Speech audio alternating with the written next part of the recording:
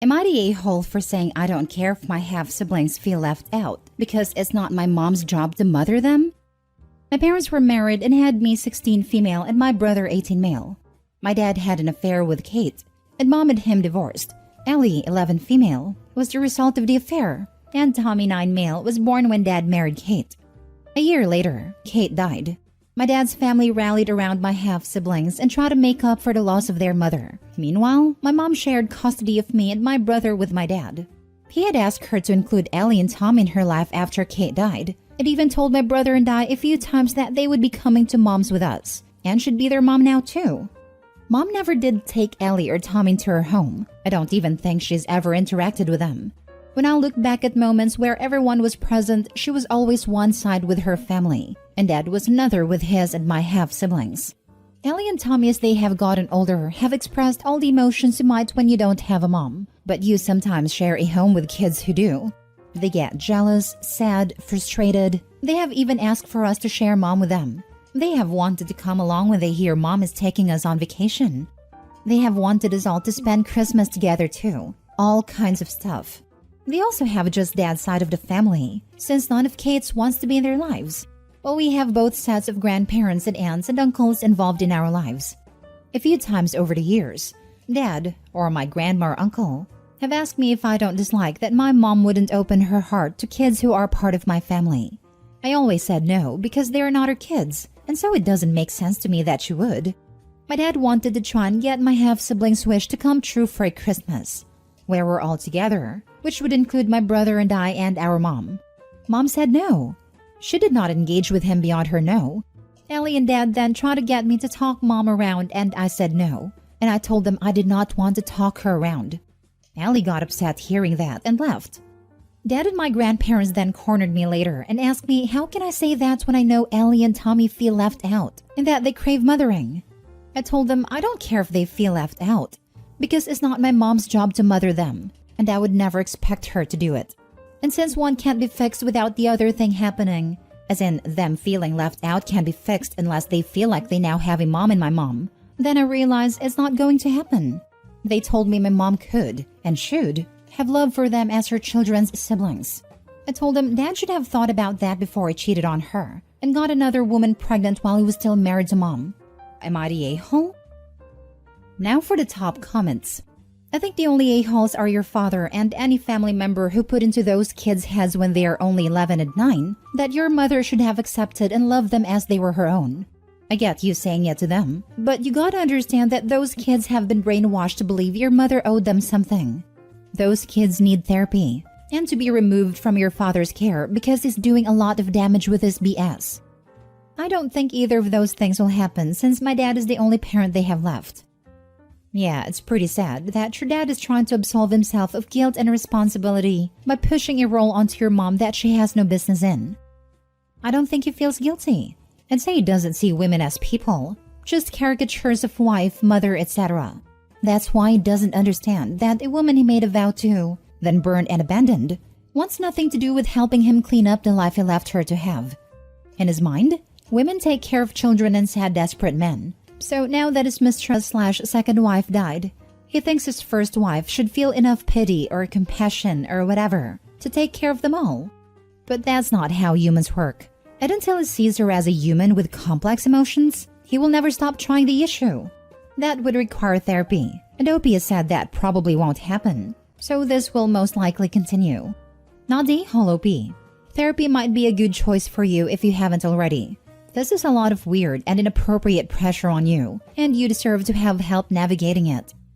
Not the whole. As much as I feel sorry for the kids who have no fault, they are the result of their father's affair. Your mom shouldn't be pressured to mother them precisely because they are the result of the affair. If your dad is so desperate for them to have mom, he should remarry. Affair or not, is wackadoo to think that your ex should somehow mother the children that you fathered with another woman. Even if they divorced amicably and then he met the mother of his other kids, it would still be a wild request. Next story. Am I the a-hole for telling my dad it's too late? My dad met his wife when I was 4. They became friends because they were single parents. Dad having lost his wife/my mom, and his wife because she had gone through a nasty divorce and it left her struggling. 2 years later, they became a couple. and started introducing both sets of kids. It was not a good transition. His wife's kids were close and wanted nothing to do with the new stepbrother. But we were often pushed to interact and I would be left on the outside. Sometimes they would run away from me and leave me behind in places, and other times they would just ignore my existence completely. It was tough. I often felt like I had nobody. Dad and his wife both knew, and I had to be told that it would be okay, but that was it. There were times her kids would tease me for having no mom, and would tell me nobody wanted me, and I should run away. I was never accepted into their sibling group, and they moved out and eventually just stopped talking to me at all. I'm 19 now, and my girlfriend and I have a 6-month-old daughter. My dad apparently did not like that they were not willing to interact with my daughter, did not want to include her, and had not told their kids about their new cousin. He told his wife it bothered him and about her being left out. They argued and he moved out. He then came to me to tell me what happened, and I told him it was too late for that. That he knew they treated me that way, but he'd rather have someone in his bed. I asked him if he really thought I'd find it amazing that he'd do that now, when he didn't do it when I needed him. I said I would never have exposed my daughter to them, so he could have not blown up his marriage, and he called me ungrateful. Am I the a-hole? Not the a-hole.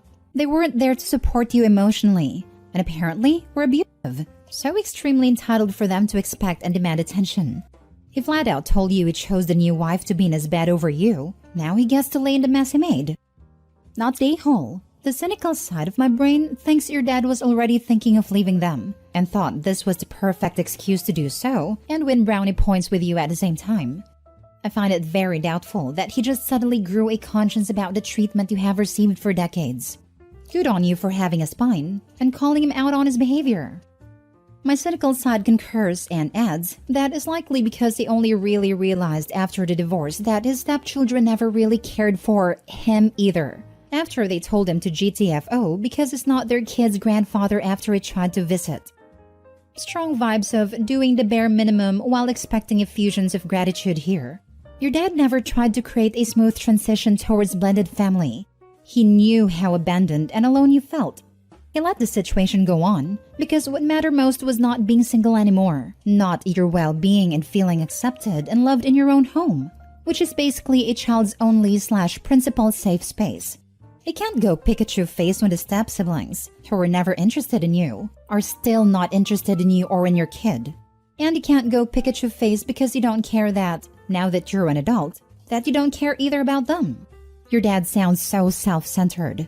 I wouldn't be surprised to learn that his relationship with your stepmother was not going well, and he just decided to make it implode in a way that makes him look good and would make you gain his respect, or something. Because what was the point of moving out over an issue between grown children? Right now. But back when the relationship was new and going well, it did not matter that your step-siblings were casting you out. Now he's expecting to be hailed as a hero? Another brilliant case of fool around and find out. Not the a-hole. Next story. Am I the a-hole for not going to my sister's child-free wedding? My sister is getting married next month to my best friend. She always wanted a nice snow wedding in the cabins we used to go to when we were in school. Everything was going fine until she told me it was a child-free wedding. Now, that would be fine with my wife and I, because we would just drop off my son and daughter at my wife's parents or with their godparents. But my sister had asked them to be the ring bearer and the flower girl. Apparently, they want the kids to perform their duties at the wedding, but then not attend a reception. That means either my wife or I will have to be there with them alone in the cabin while everyone is partying it up. Oh, but wait, I'm the best man. It will be conducting the reception, so it's just going to be my wife. What about food? My mom will give my wife 20 minutes to come in, grab some plates with food and come back because the mother of the bride can't be missing for too long. So, they expect me to abandon my wife with our kids who are under the age of 7 in a tiny cabin that is not child-proof, where the source of heat is a fireplace and there is barely any cell signal. This is the day after driving for 7 hours with said kids. Not only do I think this is not a safe idea, considering it would be the middle of winter, my wife has never been to these cabins. It's not just the lack of ability to properly communicate, but also I think it's incredibly rude to invite someone to a destination wedding where they are not allowed to attend a wedding. Although my wife says she can manage, as she's really gullible sometimes and is a little bit of a people pleaser, I refuse. She's not being treated like a guest, but as the babysitter for the ring bearer and flower girl. I try to talk to my sister and the a-hole I call my best friend, who always preaches about being there for friends, loyalty and whatnot, but they are not conceding or willing to compromise. I ask if my kids could attend until the toasts, games, and food. Then all four of us would retire to the cabin and let them party. No. If we could go completely child-free and leave the kids behind. No. If I just attend a wedding and retire to the cabin after the wedding. No. My sister is against all of these ideas while the a-hole has taken a temporary vow of silence. So, I'm angry and said I'm not coming, which in turn began the messages and calls from everyone. My family, the groom's family, and our friends. My wife has openly said that she can manage this, but I know that's just to keep the peace. My kids are also upset, because before asking us, my sister and the a-hole asked them first to participate in the wedding, and they were really excited because they're close with both of them. With all these calls and messages, I feel I'm going crazy, and maybe I'm the a-hole instead. So, am I? Now for the top comments.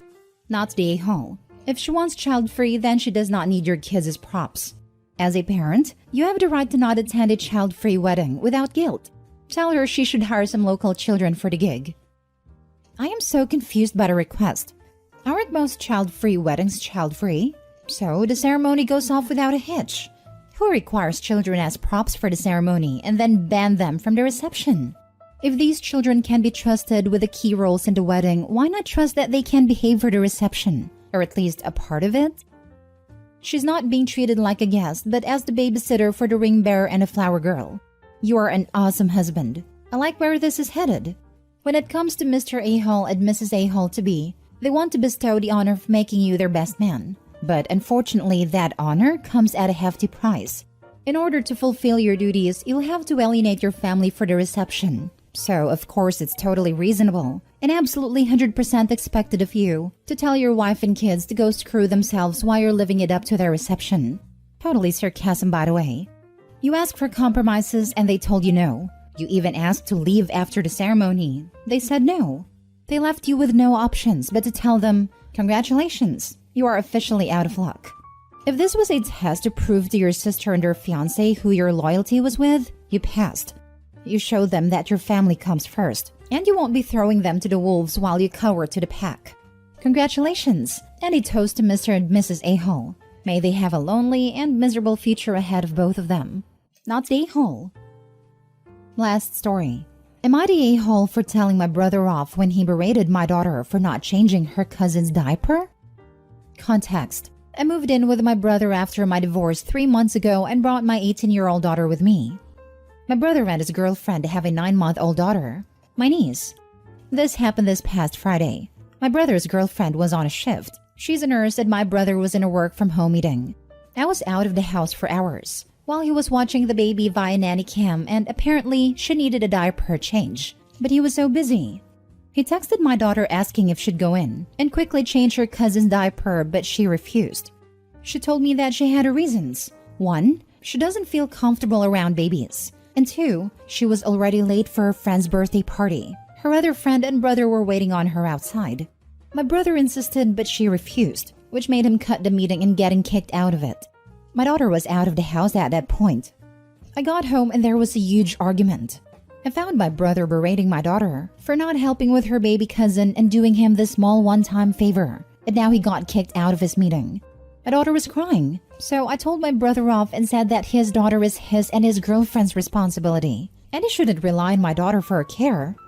He explained how it was just a one-time favor, and how he's been very supportive of us since I divorced my ex.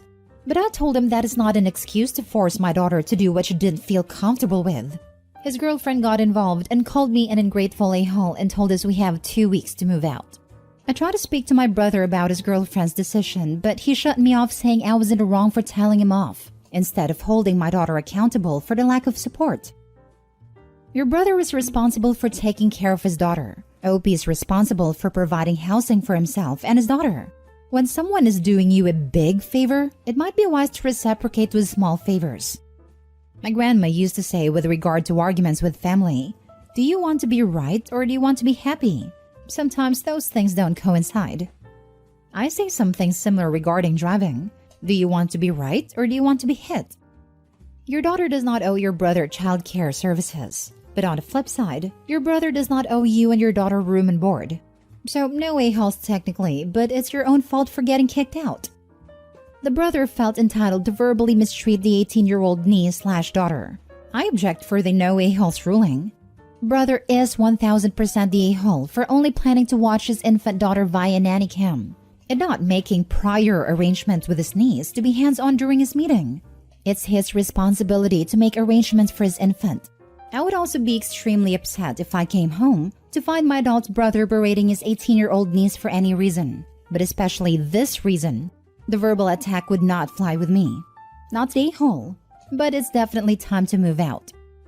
Everyone sucks here. I mean, they both sound incredibly stressed, and I think there's more to this story than you let on, considering this argument led to them giving you 2 weeks' notice to get out.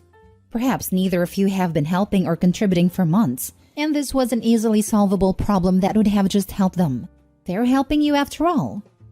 I agree with everything in this reply except the judgment. Opie was the a-hole here.